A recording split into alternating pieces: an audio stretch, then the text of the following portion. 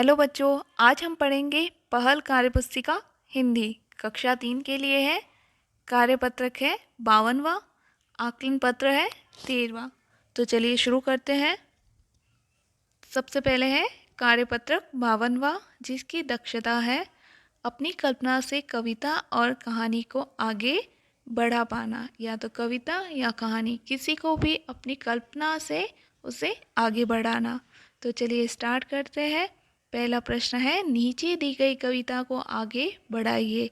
इसमें आपको कविता को आगे बढ़ाना है और जो बीच में रिक्त स्थान छूटे हुए हैं उन्हें भी भरना है। तो जैसा कि मैंने इस कविता को पूरा कर दिया है और आपको बता रही हूँ। कविता बहुत ही प्यारी है। आसमान में निकले तारे देखो कितने प्यारे प्यारे, चंदा मामा सबसे न्यारे क्योंकि मामा है हमारे। इसमें से जो रिक्त स्थान थी उसमें मैंने अपने शब्द को भरा है। देखो उनकी शान निराली, सूरत कितनी भोली भाली, रोज सवेरे छिप जाते हैं, शाम ढले आ जाते हैं। यहाँ तक तो रिक्त स्थान भरी है। उससे आगे 4 लाइनें अपने अनुसार बना के अपनी कल्पना से लिखी गई है। अभी वो मोटे कभी वो पतले, कैसे होते हैं मोटे पतले, चंदा मामा सबसे न्यारे क्योंकि मामा है हमारे। आप अपनी कल्पना से इसे अलग भी बना सकते हैं। इस प्रकार इस पहले प्रश्न को हल करना है। दूसरा है, नीचे दी गई कहानी को आगे बढ़ाइए। बीनू रोज अपनी नानी से कहानी सुनकर सोती थी। एक दिन नानी ने बीनू को परियों की कहानी सुनाई। कहानी सुनते सुनते बीनू सो गई और उसने सपने में देखा कि इस कहानी को हमें आगे बढ़ाना है।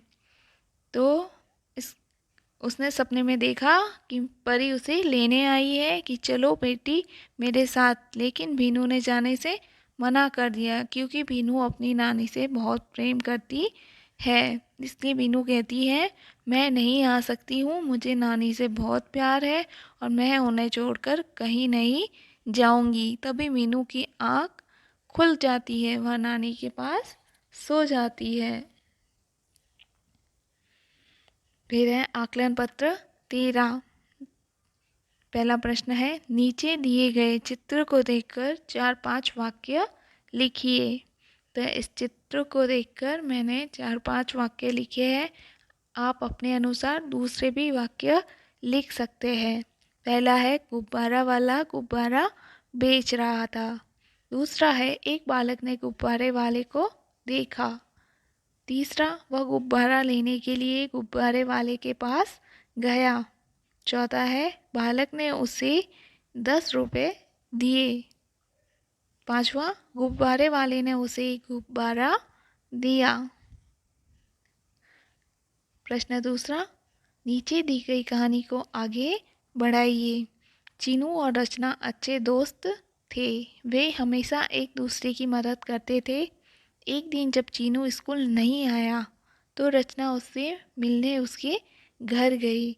उसने देखा कि चीनू को बुखार आ रहा है। तब उसने कहा कि चीनू तुम 2 दिन से स्कूल नहीं आ रहे थे, इसलिए मैं तुमसे मिलने आ गई। चीनू ने कहा हाँ, मुझे 2 दिन से बुखार आ रहा था इसलिए मैं स्कूल नहीं आ रहा था, लेकिन अब ठीक है। तब रचना ने कहा ठीक है, अब जब तुम स्वस्थ हो जाओ तो स्कूल आ जाना। ये कहकर रचना अपने घर आ गई। इसमें इसलिए ये अनावश्यक रूप से आ गया है, इसे हटा दीजिएगा। मिसप्रिंट हो गया है मेरे से। इसी के साथ मेरी ये वीडियो पूरी होती है। यदि मेरी वीडियो पसंद आए तो प्लीज़ लाइक करें, सब्सक्राइब करें और ज़्यादा से ज़्यादा शेयर करें। धन्यवाद।